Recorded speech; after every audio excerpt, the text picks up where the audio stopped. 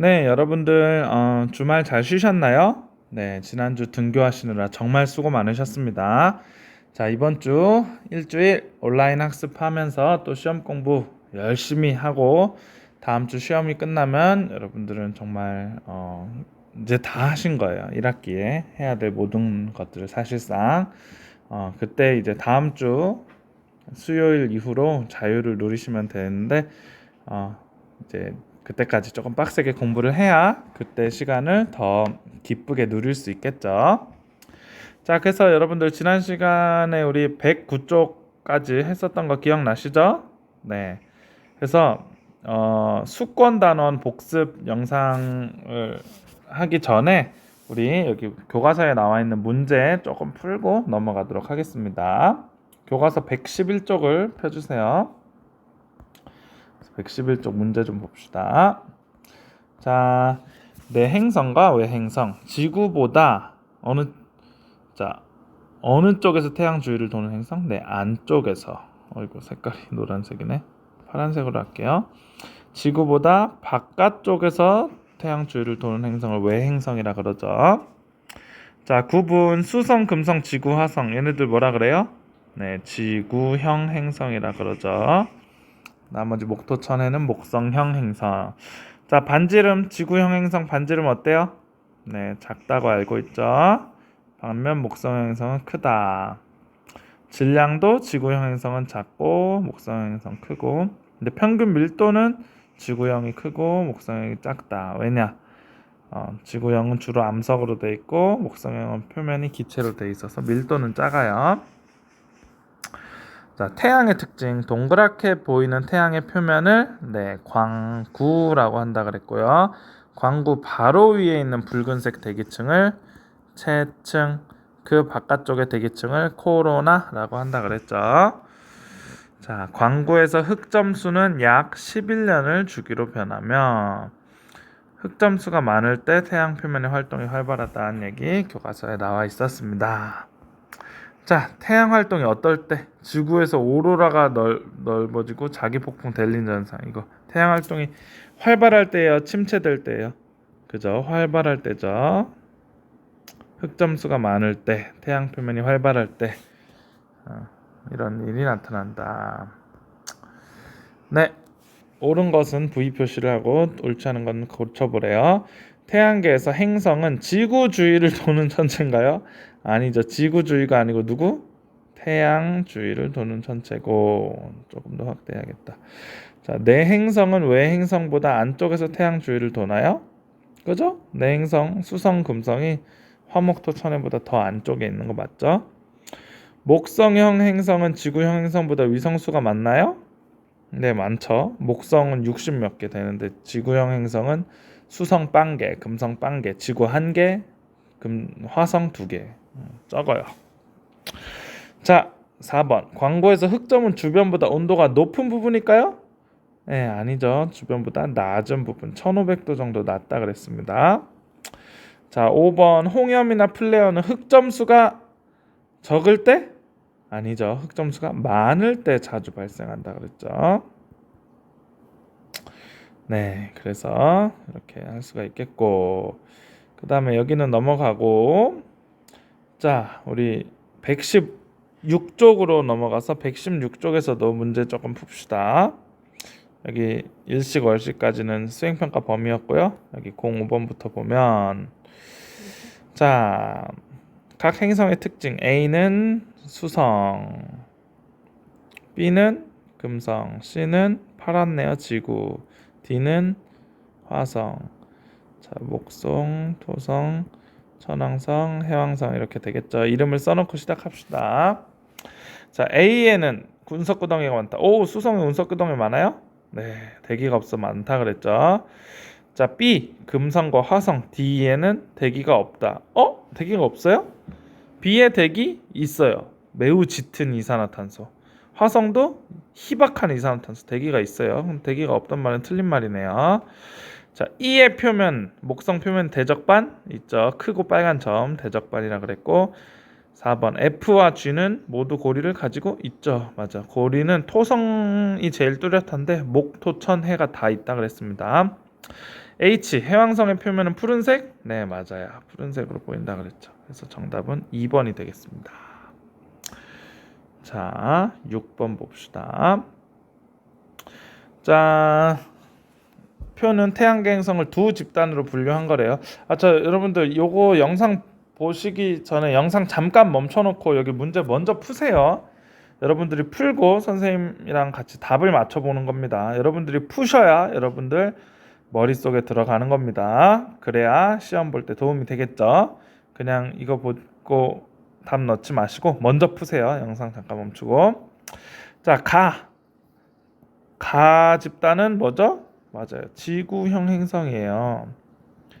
나 집단은 네, 목성형 행성. 너무 쉽네요. 자, 가와 나 집단의 반지름과 평균 밀도를 각각 비교해 보자. 먼저 반지름. 반지름은 자, 가가 커요, 나가 커요? 네, 목성형 행성의 반지름 훨씬 크다 그랬죠. 그래서 이렇게 부등호를 하면 되겠고, 평균 밀도는 지구형이 크다 그랬어요, 목성형이 크다 그랬어요? 네, 돌덩이로 이루어진 지구형이 평균 밀도가 더 크다 그랬습니다. 네, 6번 7번 쉽죠? 그림 가나다는 태양에서 나타나는 현상. 가는 이제 광구 표면을 나타난 건데, 과의 이 A는 흑점이고 B는 뭐예요? 네, 쌀알무늬죠. 쌀알무늬. 자, 나와 다. 여러분들, 나는 요 시커먼 게 달이에요. 그러니까 개기일식이 일어난 건데, 평소에는 광구 때문에 밝아서 안 보이다가 개기일식이 일어나면 이 바깥쪽에 빛나는 게 태양 그 광구가 아니고 그 바깥쪽에 이렇게 밝게 빛나는 게 개기일식 때만 보입니다. 저게 코로나죠, 코로나. 태양 바깥쪽 대기층이라 그랬고, 다는 와 이렇게 불기둥이 솟았어. 이런 거를 홍염이라 그런다. 자, 이에 관한 설명으로 옳은 것은 가의 A 부분 흑점이죠. 흑점이 아닌 B 부분, 그냥 일반 쌀알 무늬가 있는 것보다 온도가 낮죠. 맞아. 1500도 낮죠. 나는 채층 위로 솟아오르는 불기둥이 아니고 채층 바깥쪽에 코로나라는 대기층입니다. 가나다 모두 태양의 대기에서 나타나는 현상. 나는 태양의 대기고 다도 채층에서 태양의 대기층에서 나타나는 건 맞는데, 가는 태양의 대기가 아니고 광구에서 나타나는 현상이죠. 그래서 이것도 틀린 말이네요. 자, 기억. 자, 여러분들 여담이지만 시험 문제에 이런 기억, 니은, 디귿 고르는 문제가 꽤 많이 나올 거예요. 사실 수능 시험이 딱 이런 형식이 많아요. 기억, 니은, 디귿 중에 고르는 거. 그래서 이런 문제 좀 익숙해지셔야 돼요. 수능은 막 예를 들어 과학 한 과목이 20문제면 한 18문제가 이런 식으로 돼 있기도 하고 이래요. 그 해에 따라서 다른데, 그래서 이런 문제 형식 익숙해지셔야 되고요. 자, 그 다음에 우리 10번, 11번, 12번은 11번 봅시다. 11번 보면은 둘 다 개기일식인데, 여기서 이 흰색 빛나는 요 층이 뭘까요? 네, 그게 코로나입니다. 저 흰색 빛나는 게. 근데 코로나의 크기가 똑같아요? 달라요? 달라요. 코로나의 크기가 여기선 작고 여기선 코로나의 크기가 좀 크네요. 근데 코로나의 크기가 언제 커진다 그랬냐? 태양 활동이 활발해질 때 커진다 그랬습니다. 그래서 여러분들 기억나시나요? 태양 활동이 활발해질 때 일어나는 현상. 흑점이 개수가 많고, 태양풍이 세지고,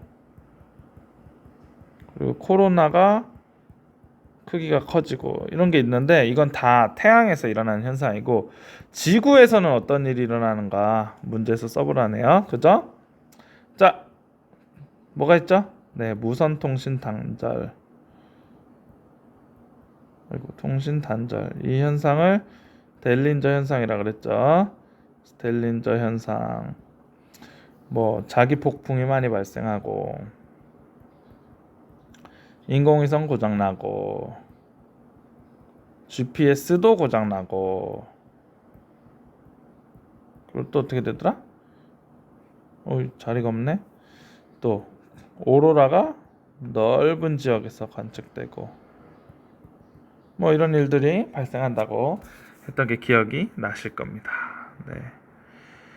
기자가 되어 발표는 못하지만 이렇습니다. 자, 그래서 여러분들 태양 단원 복습을 마치겠고요. 자, 그 다음에 우리 수권 단원 복습으로 넘어가겠습니다. 짜잔. 네, 여러분들 교과서 224페이지를 펴주세요. 여기 선생님이랑 교과서 보면서 수업했죠? 네, 오늘은 조금 더 간단하게 하고 넘어가겠습니다. 수권. 자, 수권에서 대부분을 차지하고 있는 게 뭐라 그랬죠? 네, 여기 다음 장에 주로 나와 있어요. 수권 중에서 대부분을 차지하는 게 해수야. 와, 해수가 제일 많아. 1등. 그럼 해수 다음에 누가 많아요?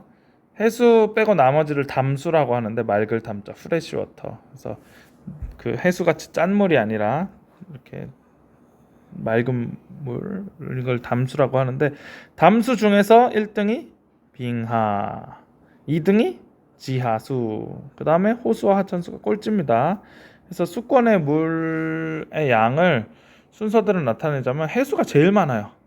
해수가 제일 많고 그 다음이 담수인데 담수 중에서 빙하가 많고 그 다음에 지하수가 많고 그 다음에 호수나 하천수가 많다고 할 수가 있겠죠. 그래서 해수가 진짜 많다. 97.47%. 그래서 여러분들 우리가 쓸 수 있는 담수는 사실 적으니까 물 아껴 써야 된다는 얘기도 했었습니다. 그리고 수자원 얘기도 우리 그때 수업 때 했었죠. 그래서 요 배운 내용 정리하기 다 했었죠? 1번 수권은 지구에서 물이 분포하는 영역이고 2번 지구상의 물 중 가장 많은 양을 차지하는 것은 해수고 담수 중 가장 많은 양을 차지하는 것은 빙하고 우리가 자원으로 사용할 수 있는 물을 수자원이라고 한다 그랬습니다. 넘어가겠습니다. 자, 228쪽 해수의 다양한 특성. 자, 요 단원에서는 여러분들 요 그래프가 아주 중요해요. 깊이에 따른 수온의 연직 수온 분포. 그래서 여러분들 수온이 분포되는 층이 세 층으로 나눠져 있습니다. 처음에 이 맨 위에 층을 혼합층이라 그러고 펜 색깔을 바꿔야겠다. 펜 색깔을 빨간색으로 바꾸겠습니다. 자, 맨 2층을 혼합층이라 그러고 그 밑에 층을 수온약층, 맨 밑에 층을 심해층이라 그러는데 각 층의 특징을 보겠습니다. 혼합층은 온도가 일정해요. 온도가 떨어지지 않고 이렇게 깊어지는데 온도가 계속 일정하죠. 왜 그러냐? 바람 때문에 이 해수가 계속 섞여 이렇게. 그러니까 섞이는 부분은 온도가 다를까 똑같을까? 잘 섞이면 똑같죠. 그래서 온도가 일정하다. 누구 때문에? 바람 때문에. 그러면 바람이 많이 부는 지역에서는 이 혼합층이 어떻게 될까? 그러니까 바람이 적게 부는 지역에서는 0m부터 한 50m까지만 섞으니까 혼합층이 이렇게 얇을 수가 있어요. 근데 바람이 많이 부는 지역에서는 이 깊이가 일정한 부분이 더 깊게까지 이어지겠죠. 왜냐면 여기까지 이렇게 막 섞이게 되니까. 그렇게 되면 그래서 여기 보면 이런 말이 있죠. 혼합층의 두께는 바람이 세게 부는 지역일수록 두껍다. 그럴 수밖에 없는 게 혼합층. 바람이 세게 불면 혼합이 많이 되니까 그 층이 두껍죠. 자, 지우개로 잠깐 지우고 그 다음에 우리 수온약층 보겠습니다. 수온약층은 가장 큰 특징이 뭐냐? 온도가 급격하게 감소해요. 깊이가 깊어짐에 따라서 온도가 이렇게 왼쪽으로 가죠. 그래서 온도가 낮아지는 층이다. 그리고 수온약층은 굉장히 안정된 층이에요. 안정된 층이란 건 뭐냐면 이렇게 위아래로 섞이는 현상이 안 일어나요. 대류 현상 같은 게 안 일어나. 왜 대류 현상이 안 일어나냐면 이 물이 밀도가 그 4도씨 이상의 물은 온도가 낮을수록 밀도가 커요. 그러니까 여러분들 여기 온도가 낮아, 여기 온도가 낮아. A, B. A의 온도가 더 낮죠. 지금 위에 그래프를 보면. 근데 온도가 낮은 게 밀도가 더 커. 밀도가 크다는 건 이렇게 위로 떠오를까 밑으로 가라앉을까? 밑으로 가라앉겠죠. 근데 이미 밑에 있어. 얘는 밀도가 작아. 그래서 위로 떠야 되는데 이미 위에 있어. 그럼 이미 가벼운 게 위에 있고 이미 무거운 게 밑에 있어. 그러면 요 위아래로 섞이는 그 현상이 일어날까요? 안 일어날까요? 안 일어나요. 오케이? 안 일어나. 그래서 안정된 층이다. 위아래로 섞이지가 않는 안정된 층이다. 온도는 급격하게 떨어지지만 안정된 층이고, 그러다 보니까 물질 순환이 위아래로 안 일어나요. 수온약층에선. 그래서 혼합층에 있는 물질과 심해층에 있는 물질을 이렇게 갈라주는 방어막 역할을 할까? 그래서 차단해주는 그런 역할까지 수온약층이 합니다. 자, 마지막으로 심해층은 바다 깊은 곳에 있는 층이고요. 온도는 거의 한 4도씨 정도로 일정하다고 보시면 돼요. 여기는 태양 에너지가 도달을 못해.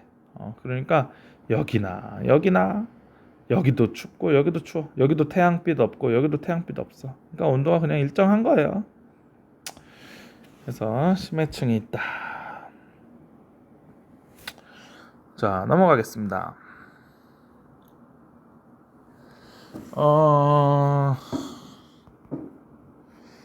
자, 그래서 여기 염류 얘기가 나오죠. 어이구야, 이거 왜 자꾸 이렇게 넘어가냐. 자, 염류가 뭐냐? 해수에 녹아있는 여러 가지 물질들을 염류라 그러는데, 염류라고 한다.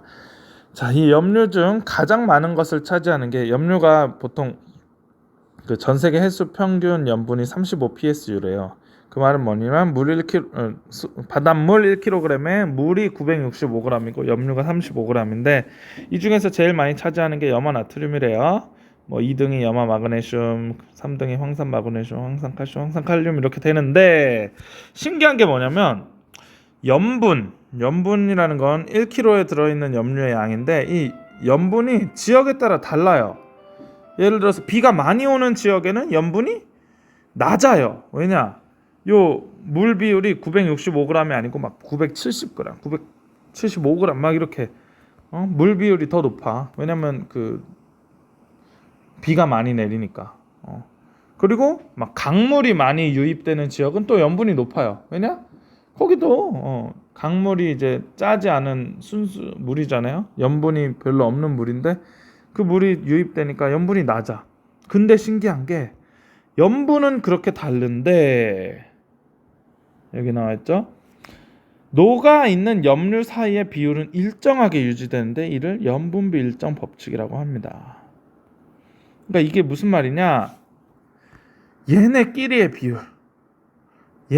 비율은 일정하다는 거예요. 그러니까 어떤 바다는 35 psu, 염분이 35 psu고 어떤 바다는 30 psu고 어떤 바다는 40 psu 이렇게 되겠죠. 염분은 다 다를 수 있어요. 지역 때문에. 근데 요 바닷물을 펴던 이 염류끼리의 비율은 똑같다 이거야. 어디서나 염화 나트륨은 1등, 염화 마그네슘은 2등, 황산 마그네슘 3등. 이 순위가 일정할 뿐만 아니라 요 비율도 일정해요. 염화 나트륨이 이게 몇 퍼센트 정도냐면 대충 한 75% 정도 돼 보이죠? 대충 70 몇 퍼센트 될 거예요. 근데 이게 요 바다에서도 마찬가지인데 여기서도 염분이 달라도 염분끼리의 그 비율이 일정하다는 게 염분비 일정 법칙입니다. 이것이 매우 중요합니다. 자, 그다음에 염분 자체는 이 지역에 따라 차이가 있는 거 보이시죠? 겨울철, 여름철 언제 염분이 더 높을까? 여름철이 더 낮고 겨울철이 높아. 왜냐? 여름철엔 비가 많이 와. 비가 많이 오니까 그 안에 그 염류들은 막 염화 나트륨 이런 건 일정하게 있는데 비가 많아지니까 염분 자체는 내려가겠죠. 덜 짜지겠죠. 겨울철은 비가 별로 안 오니까 더 많이 짜지겠죠. 그 다음에 서해랑 동해를 봤을 때 염분 어디가 높아? 동해가 높죠. 왜냐? 서해는 강물이 많이 흘러 들어와요. 이렇게 우리나라 대부분의 강이 서해로 흘러 들어가요. 한강, 저 금강, 영산강, 또 위에 임진강, 그리고 수많은 그 개천들 다 대부분이 서해로 가고 동해로 흘러 들어가는 하천은 거의 없습니다. 그래서 강물이 많이 들어오니까 여기는 염분이 낮다. 네. 그렇지만 염분 사이에 비율은 일정하다. 염분비 일정 법칙 꼭 알아두시기 바랍니다. 자, 여기 교과서 다 했죠? 233쪽 빈칸 채웠으니까 넘어갈게요. 자, 이번에 해수의 순환 단원입니다. 자, 해류 얘기를 했는데 해류는 뭐냐? 이 고무 우리 얘기했죠? 해류는 뭐냐? 일정한 방향으로 지속적으로 흐르는 해수의 흐름을 해류라고 합니다. 자, 이거랑 헷갈리면 안 되는 게 조류라는 게 있는데, 조류는 조석에 의해서 바닷물이 흐르는 건데, 조류는 일정한 방향 지속적인 게 아니야. 밀물 땐 이렇게 들어왔다, 썰물 땐 나갔다. 하루에 이렇게 2번씩 방향이 바뀝니다. 그래서 조류랑 해류는 달라요. 해류는 일정한 방향으로 지속적으로 흐르는 해수의 흐름이고요. 자, 그래서 우리나라 주변의 그 해류들 얘기했죠. 우리나라 주변에서 제일 규모가 큰 해류는 요 쿠로시오 해류예요. 쿠로시오 해류가 되게 세계적으로도 되게 큰 해류 중 하나예요. 근데 이 큰 해류가 이제 필리핀에서 일본 쪽으로 흐르는데, 이 해류가 직접적으로 우리 한국을 지나가진 않아요. 그런데 이 해류에서 나온 동한난류, 황해난류 이런 게 영향을 많이 미치죠, 우리 바다에. 그래서 쿠로시오 해류로부터 나온 이 난류들이 이 남쪽에서 위로 올라가고, 자, 연해주 한류, 북한 한류 같은 한류들이 여기서 내려오네요. 자, 그럼 우리나라 동해 앞바다에는 북쪽에서 오는 한류와 남쪽에서 오는 난류가 만나는데, 이러면 뭐가 좋냐? 이러면 영양염류와 플랑크톤이 매우 풍부해져요. 영양염류와 플랑크톤이 동시에 풍부하면 그거 먹고 자라는 어류들이, 또 물고기들이 엄청 많아지겠죠. 그래서 이 부분에 매우 좋은 어장이 형성돼요. 어장이라는 게 물고기 잡을 수 있는 장소인데 물고기들이 많다. 왜냐? 난류와 한류가 만나면 이제 조경수역이라는 게 형성이 되는데, 그 조경수역이 뭐냐? 영양염류와 플랑크톤이 풍부하고 좋은 어장이 형성되는 곳을 얘기합니다. 그래서 우리나라 동해는 그렇고, 황해 쪽에는 조경수역 이런 게 형성되지는 않아요. 난류 한류가 일시적으로 있긴 한데, 워낙 여기는 이렇게 그 시기에 따라 바뀌어가지고 뚜렷하진 않습니다. 자, 그리고 여러분들 겨울에 이 동해 쪽이 우리 서쪽보다 더 따뜻한 거 아세요? 그 이유가 여러 가지가 있지만 꽤 큰 이유 중 하나는 그 동해 쪽에 있는 도시 있잖아. 강릉, 속초, 포항 이런 도시들은 동한 난류가 흘러와요. 그래서 이 바닷물이 조금 따뜻한 기운이 있으니까 그것 때문에 이제 그쪽 지역 날씨 자체도 좀 더 기온도 따뜻해집니다. 반면 이 서해 쪽은 겨울철에 난류가 이렇게 육지 가까운 바다 쪽에 들어오지가 않아요. 그러니까 여기는 추운 대로 그냥 그만큼 계속 추운 거고, 여기는 원래는 더 추워야 되는데 난류의 영향으로 좀 더 따뜻해서 기온도 좀 따뜻하다. 네, 그래서 이렇게 되겠고요. 넘어가도 될까요? 네, 여러분들 대답을 못하시지만 넘어가도록 하겠습니다. 마지막에 우리 조석이에요. 조석. 마지막 주제가 조석인데, 자, 여러분들 이 조석에서는 되게 좀 용어들이 많이 나와. 그래서 용어들을 정확히 알아두셔야 돼요. 자, 밀물과 썰물에 따라 해수면의 높이가 주기적으로 오르락 내리락 하는 현상을 조석이라고 합니다. 막 밀물 썰물이 생기네. 이 현상 이름이 뭐예요? 저런 현상을 조석이라고 해. 이렇게 답해주면 됩니다. 근데 이 조석에 의해서, 조석은 현상을 말하는 거고, 그래서 조석에 조석이라는 현상이 일어날 때 바닷물이 왔다 갔다 할 거 아니에요. 밀물 때 들어오고 썰물 때 나가고, 이 바닷물의 흐름, 요 흐름을 조류라고 합니다. 바닷물의 흐름을, 조석에 의한 바닷물의 흐름을 조류. 여기선 새 조자가 아니죠. 이 조석할 때 조자, 뭐 아침 조자랑 똑같은 조자를 쓰는데, 뭐 하여튼 조류라고 합니다. 조류, 왔다 갔다. 자, 그 다음에 그래서 해수면의 높이가 하루에 약 2번씩 주기적으로 높아지거나 낮아지는데, 밀물에 의해서 해수면이 가장 높아져. 밀물이 들어와 해서 밀물이 들어오면 들어올수록 해수면이 높아질 거 아니야. 이 정점 피크 찍었을 때를 우리가 만조라고 하고요. 그럼 만조가 지나면 이제 다시 썰물이 됩니다. 해수면이 점점 내려가. 그래서 가장 밑에 내려갔을 때, 가장 밑에 내려갔을 때를 간조라고 합니다. 그래서 만조, 만하면 이렇게 가득 차 있는 걸 만이라 그러잖아요. 만점 맞으면 이제 점수가 꽉 차게 맞은 거잖아요. 난 간조는 사이 간자. 그래서 만조와 만조 사이를 하여튼 가장 뭐 그 사이를 통틀어서가 아니고 가장 그 바닷물의 높이가 낮아졌을 때를 간조라고 하고요. 그래서 이 만조와 간조 때 바닷물의 높이 차가 있을 거 아니야? 그 차이를 조차라고 합니다. 근데 이 조차가 지역에 따라 좀 달라요. 우리나라 동해안은 조차가 크지 않아요. 조차가 크지 않는다는 얘기는, 그러니까 밀물 썰물 이거에 의한 차이가 별로 안 커. 그러니까 갯벌이 별로 없습니다. 거의 없어요, 사실. 근데 서해안은 조차가 커. 그래서 갯벌이 굉장히 넓게 만들어집니다.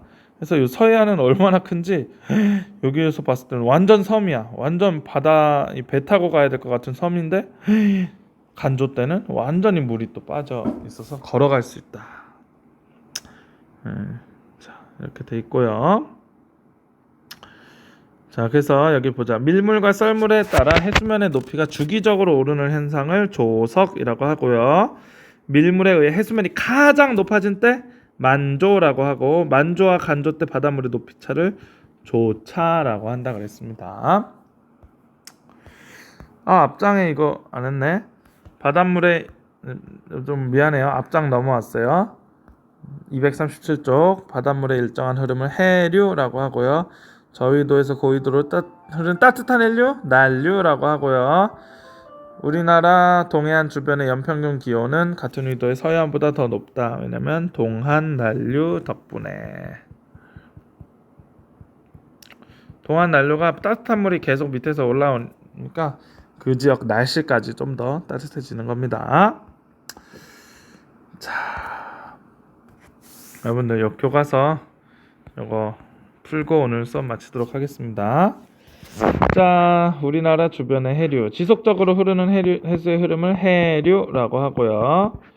자, 저위도에서 고위도로 흐르는 해류인데 수온이 높대. 와, 이거 난류죠, 난류. 그 다음에 수온이 낮은 해류, 고위도에서 저위도, 북쪽에서 남쪽 내려오는 거, 이거를 한류라고 그러죠, 한류. 자, 일본 남쪽을 거쳐 북동쪽으로 흐르는 해류로 우리나라에 큰 영향을 주는 해류는 쿠로시오 해류라고 합니다.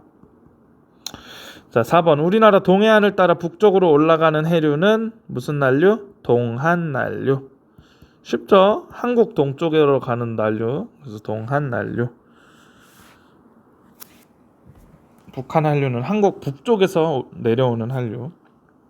서한 연안류는 한국 서쪽에서.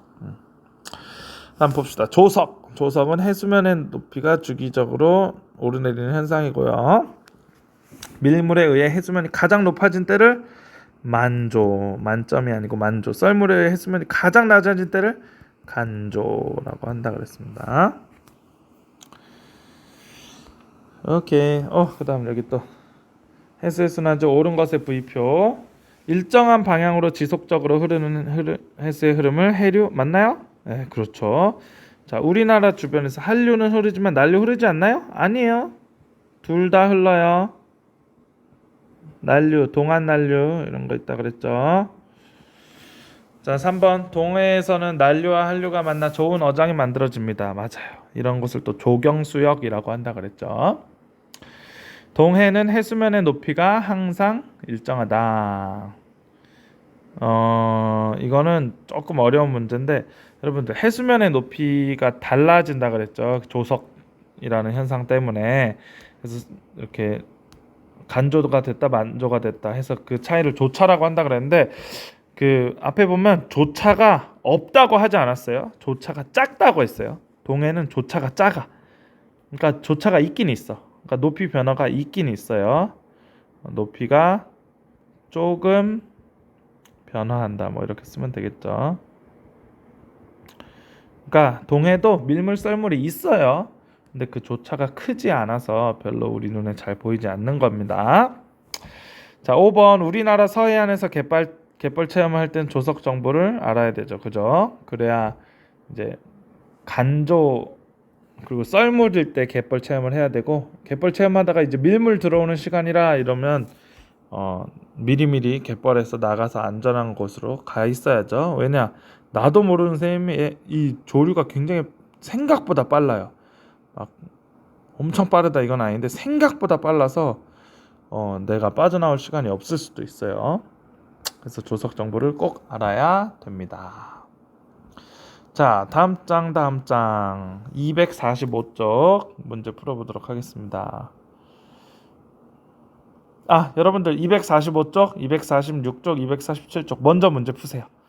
먼저 영상 잠시 멈춰놓고 푸시고 그 다음에 쌤이 맞추겠습니다. 자, 푸세요. 네, 영상 멈추고 푸셨죠? 네, 쌤이 다음 맞추도록 하겠습니다. 자, 여기 마인드맵, 수권, 분포. 자, 요 대부분 수권의 대부분을 차지하는 걸 이 조그만 부분이 담수인데 대부분을 차지하는 건 해수겠죠, 해수. 오케이. 담수에서 또 빙하, 지하수 이렇게 나눠지고. 자, 수온 깊이에 따른 연직 수온 분포. 연직이라는 건 그 수직 얘기를 하는 거고 연직 수온 분포. 요충 나눠준다 그랬고요. 염분 해수 1kg에 녹아있는 염류의 양이고요. 그 다음에 리을 전 세계 바다 염류 사이의 비율은 일정하다. 이거를 염분비 일정 법칙이라고 한다 그랬죠. 매우 중요한 내용이라고 했습니다. 선생님 글씨를 너무 못 써서 미안해. 염분비 일정 법칙.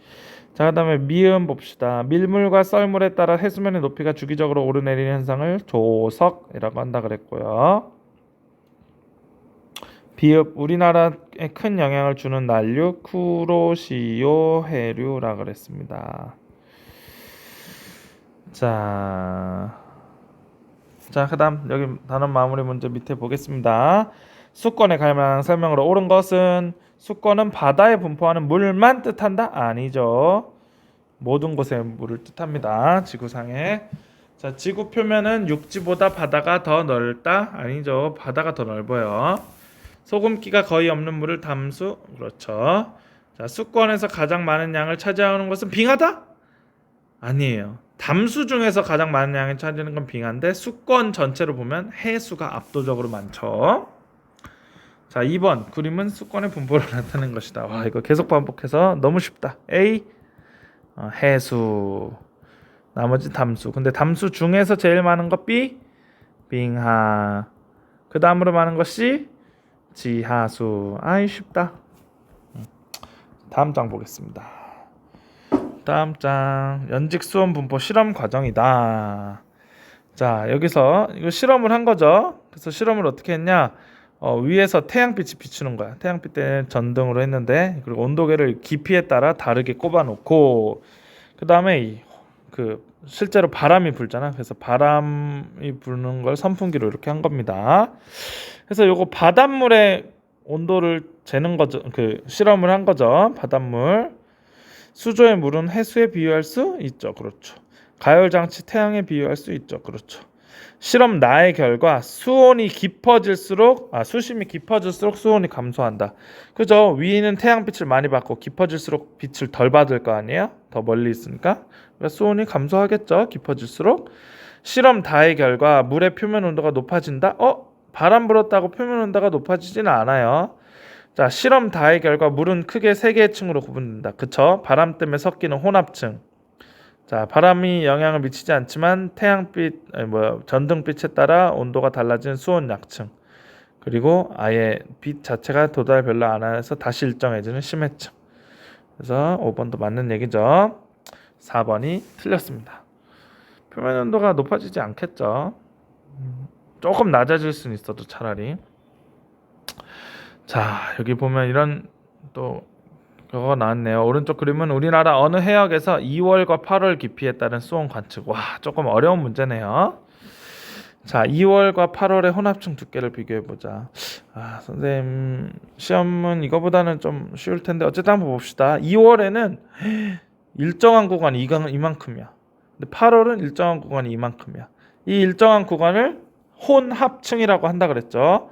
그래서 2월의 혼합층이 더 두껍다고 할 수가 있겠네요. 그죠?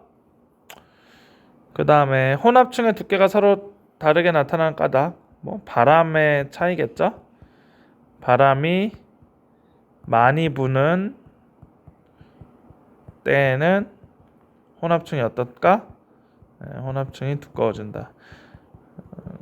불 때도 마찬가지고 부는 지역, 바람이 많이 부는 지역도 그렇겠죠. 근데 여기는 같은 곳에서 이제 시간만 다르게 한 거니까 어쨌든 혼합층이 두꺼워진다. 자, 위에 보겠습니다.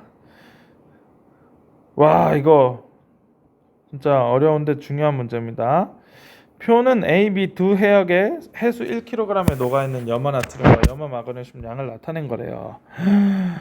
자, A에선 염화나트륨이 27.22g이었는데 염화마그네슘은 3.8이래요. 근데 B에서는 13.61g이었는데 염화마그네슘이 얼마일까? 이거 어떻게 알아? 그렇죠. 이때 알아야 될 게 염분비 일정 법칙입니다. 두 해역에서 염분 차이가 많이 나요. 거의 2배 나는 것 같은데 염분 차이가 2배네요. 2배 많이 나는데 염분끼리의 비율은 일정하다 그랬습니다. 그래서 무슨 말이냐? A에서 염화나트륨 27.22g 대 3.82g 염분끼리의 비율은 B에서 염분끼리의 비율과 어떻다? 똑같다. 그래서 몰라. 근데 여러분들 이거 어떻게 해? 내한곱 이렇게 하죠. 그렇게 하면은 27.22 곱하기 가는 3.82 곱하기 13.61. 그럼 가는 3.82 곱하기 13.61 어이구야. 잠깐만, 미안, 쏘리. 3.82 곱하기 13.61에 27.22 이렇게 나눈 거죠. 근데 여러분들 잘 보면 이거 13.61이 27.22의 반띵입니다. 그래서 요게 2, 요게 1이에요. 그럼 2분의 1, 3.82 곱하기 2분의 1 하면 1.91이 되겠네요. 1.91g. 계산이 좀 복잡하긴 한데 염분비 일정 법칙을 이용해서 요 모르고 있는 염류의 양을 구할 수가 있네요. 아주 중요한 문제입니다. 자, 07번.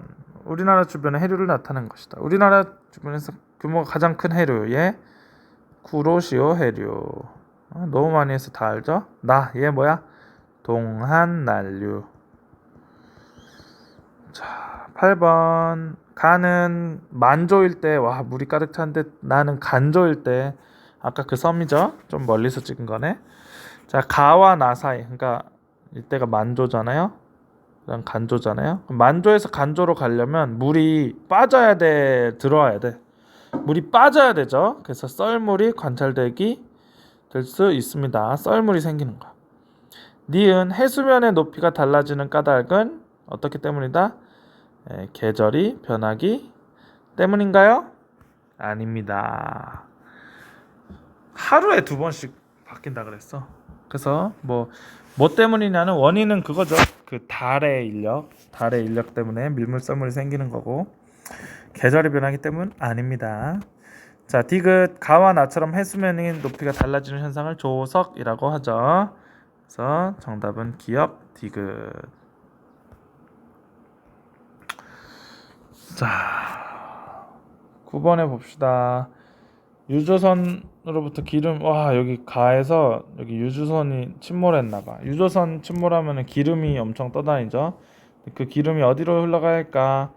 네, 여러분들 요 밑에서 엄청 이런 두꺼운 쿠로시오 해류가 흐르고, 쿠로시오 해류에서 나온 요 난류 이름이 뭐예요? 동한 난류가 이렇게 동해바다 위쪽으로 흐르죠. 그러니까 여기서 유출된 기름도 당연히 요 북동쪽으로 흐를 게 분명합니다. 참 쉽죠? 그 다음에 10번, 11번은 네, 안 해도 될 것 같습니다. 자, 이로써 여러분들 시험 범위 복습까지 다 마쳤고요. 다음 시간에는 여러분들 그 선생님이 지난 시간에 8쪽짜리 문제풀이 프린트 줬죠? 그 문제풀이 하겠습니다. 오늘 나온 문제랑 좀 내용이 거의 똑같은 부분도 많이 있을 테니까 그 프린트 문제 꼭 스스로 책 보지 말고 풀어보세요. 다음 시간에 만납시다.